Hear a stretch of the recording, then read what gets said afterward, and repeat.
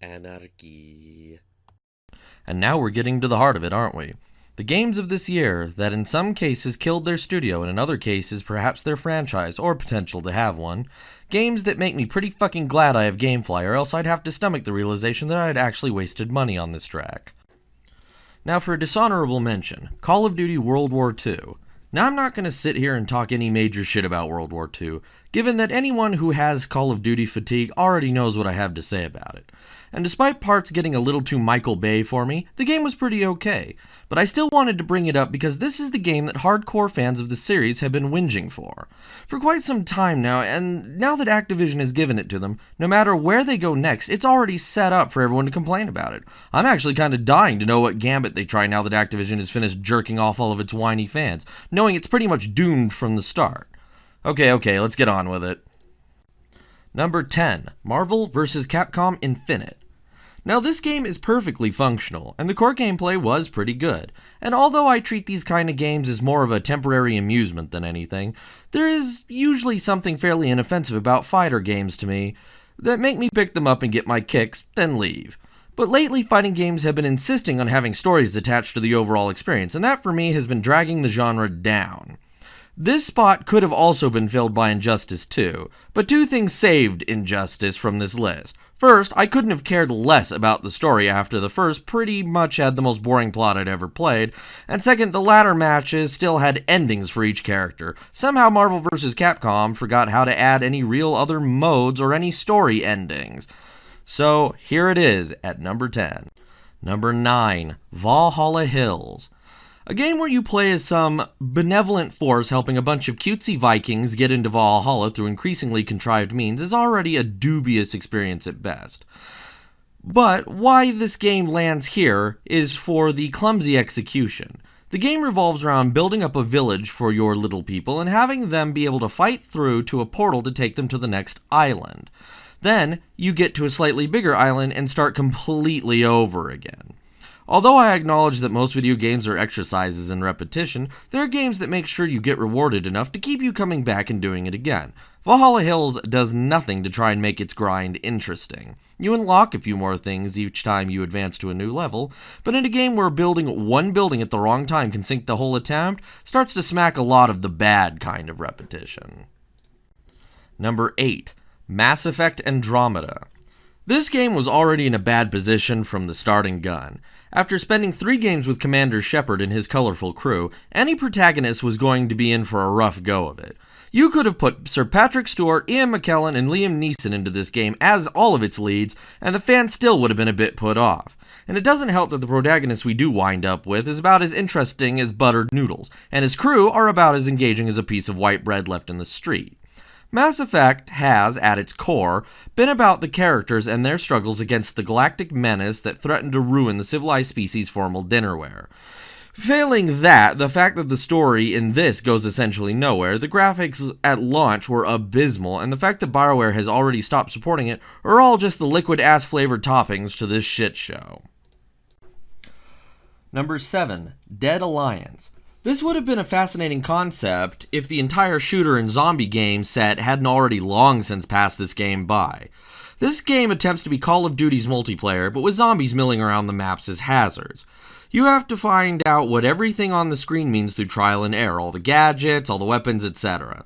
And though I feel relying pretty much on pretty graphics is a pretension that I'd like the whole industry to get off of at this point, this game looks like a PS2 game, and even that's being pretty unfair on the PS2. Oh, and the guns have 0 recoil, making it basically a point-and-click adventure with no personality. I played this for 3 multiplayer games and stopped, because that's all there was to see. And I have to note that all the bad player reviews I saw for this game were mostly people mad about having to part with $40 to get less than an hour's worth of content. Number 6, How to Survive 2. How to Survive 1 was a pretty good game, in the isometric subgenre of games. Though it had a bit of a difficulty problem near the end of it, it was still a decent zombie survival game. The problem with this one is they took out a lot of this that even makes it feel like a survival game.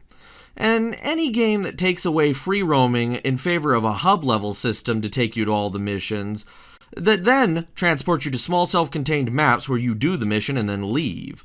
This is taking out gameplay. It's like a NASCAR driver cutting off his own legs because it makes the car a bit lighter to get that 0.01% more efficiency. Foolish, if nothing else. Number 5. Locke's Quest. I don't really understand what the people who decide porting their games that's on a handheld system traditionally to a full console without doing anything to it are thinking. But I imagine it's either, let's get more money out of these simpletons, or it's a rumination on how good this glue and paint fumes smell.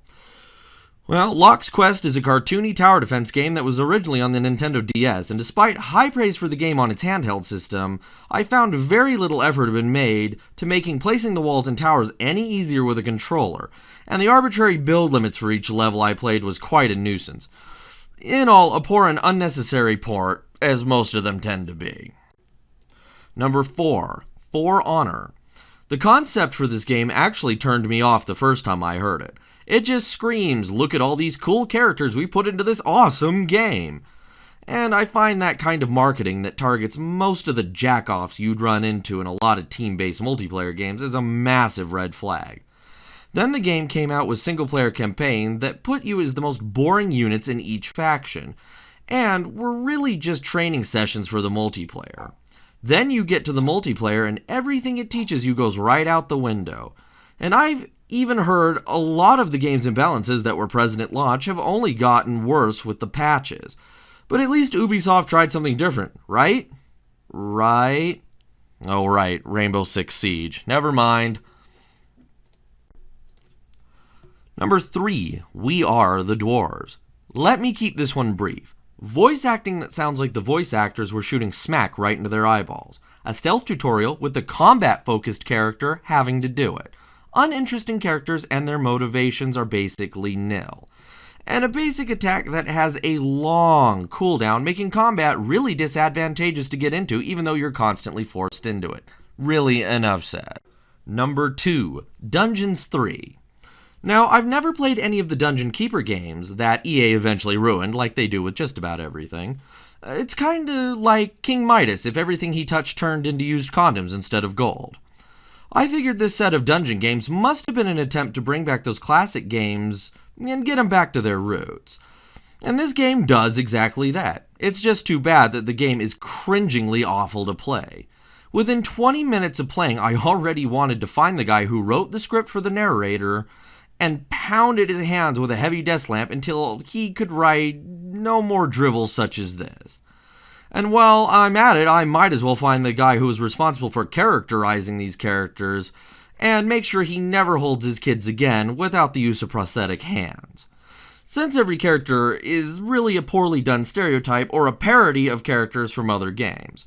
I suspect the game would say that the parodying is the point. But the trick with this is, if you don't make it funny, all you're doing is referencing the original material. The game really isn't any fun to play either, with the general controls being an absolute mess, at least on the consoles, and no real strategy to speak of. And even the traps you put at the entrance of your dungeon, some of which have to be manually activated, and you probably have a lot more going on than to be sitting there clicking on your traps. I would like to go off script for a moment and mention one part of the game that really made me realize I didn't want to play anymore. There's a level where the main villainess that you control through most of the game is told by the narrator that she must activate 3 mana fonts to continue. She questions why it has to be 3. As to where the narrator quips, well, in all good games, you always have to do 3 of something. She simply agrees and you go about playing the level, destroying the 3 mana fonts. At the end, he tells you you must destroy a 4th mana font. To where she responds, well, I had you do things 3 times. As to where the narrator says, yes, in all good games, don't fucking remind me how tired of this shit. Fucking remind me how tired of this shit I am, Dungeon 3. Number 1, Wolfenstein 2: The New Colossus. This is going to be a contentious entry, as seeing that the game has garnered quite a few good reviews. And I frankly have to wonder whether someone is paying off certain critics, or the majority of them are on the more of the same please train. Which is why we have as many Assassin's Creed games as we do now. but I found this game to be an almost identical copy of New Order. In fact, the more I thought about it, the more I was drawing the very direct parallels to the New Order. And I liked that one, but I feel with this sequel, all the charm has been stamped right out of it. Along with undermining the ending to the New Order, the developers have taken out any real characterization in favor of completely over-the-top action and racial stereotypes, and the villain who has become so over-the-top evil that it almost comes around to being pointless. The original had comedic moments too, but were balanced out by some more touching moments, as where this one tries to go hard at the comedy, which falls flat for both genuinely being not funny, and it also has to be played against BJ's constant whining and complaining to himself. And the gameplay wants to be fast-paced shoot-'em-up like Doom, but then makes you rely on stealth, really destroying any fun flow the game might have had.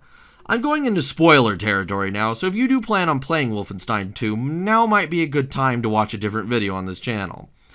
I wanted to put this game down after the first couple of hours, but kept playing all the way to the end because I wanted to see where it was going with all this. But the moment I knew my opinion wasn't going to change was the moment in the middle of the game where BJ is executed in front of thousands of cheering of Nazis by having his head literally chopped off. But he survives because his mates get a hold of his head fast enough to shove it in a jar, then graft it onto a genetically modified Nazi body. I already felt like coming up with a hurried reason to bring BJ back for this one was already a mistake. But this moment is the jumping of the shark, or in video game terms, the punching of the boulder moment, that caused me to completely stop caring about the rest of the game, or the rest of the rebooted series. Congratulations, Wolfenstein 2, for making killing space Nazis boring for us again.